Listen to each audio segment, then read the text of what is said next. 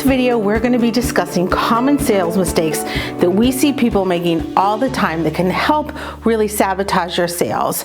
So the very first thing that we see people doing is sending a price list in the mail, in email, without any context and not having a conversation. We see people texting or PMing clients important information, or sending an online gallery, really for any reason at all. Posting sneak peeks on social media, not listening and watching your client during the IPS and during the session. Your clients give so many indications on what they like and what they don't like during the consultation session in IPS. Really listen and watch them carefully so you pick up on all of those clues. Talking too much. You can't watch those clues and observe your client really carefully, especially in the IPS appointment, if you are talking too much. Leave time for spaces in the conversation when your client can think in silence and make important decisions needed at that time. Now, we do this often, and sometimes it's out of nerves, but we talk too much about ourselves and what you like.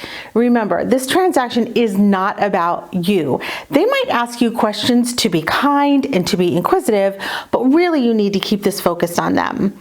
Now, a big thing that people don't do is they don't show them products that they might like. It is your job to show them all their options so they can make a well-educated decision. Then once you do that, pushing products on them that they have indicated that they do not want and have no interest in is a big no-no. If they say no, let them know, okay? Just be honest about that it's okay that they don't want that. You need to be clear about your process and your pricing up front before they hire you. No one wants to get into a situation where all of a sudden they feel stuck because they hired someone that they can't afford or they really don't like the process that photographer has. A big problem and a big mistake that we see photographers make in their entire process is not having complete and thorough communication. Letting your clients know what happens at the next step and what is expected of them and what they can expect from you. 90% of the problems I see posted online with clients are because of bad communication. Then another thing is we allow too many distractions, like kids in the sales room. Doing an IPS in a busy public location, distractions can kill the environment and result in poor sales. Not taking control of the sale. Now, this is hard, especially for newer photographers, but if you let the client set the tone and pace and agenda, then that's going to be nothing but problems. That is your job. Another thing is that sometimes we have tendency to overwhelm our clients with too many choices, whether that be too many images or too many products. An overwhelmed mind can't decide, so make it easy for them.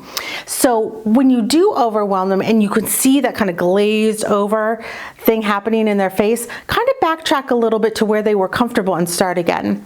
Another thing that happens is you show too many similar images. Sometimes we take really quick images all in a row, and when we get to culling, we can't decide. If we can't decide what the best image is, how do we expect our clients to be able to know? And sometimes you'll be going back and forth between one or the other, and they really look almost identical. I see this a lot of times in some posts where people are taking this process entirely too seriously.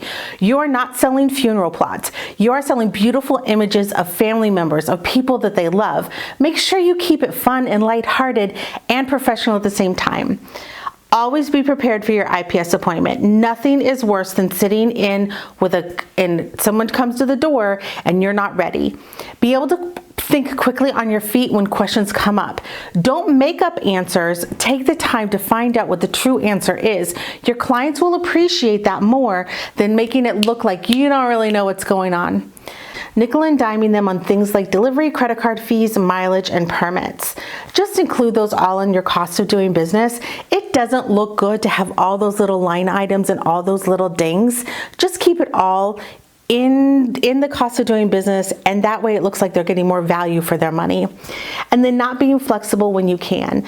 We all have areas in our business where we can provide some flexibility for our clients. Yes, we have processes. Yes, we have ways that we like to do things.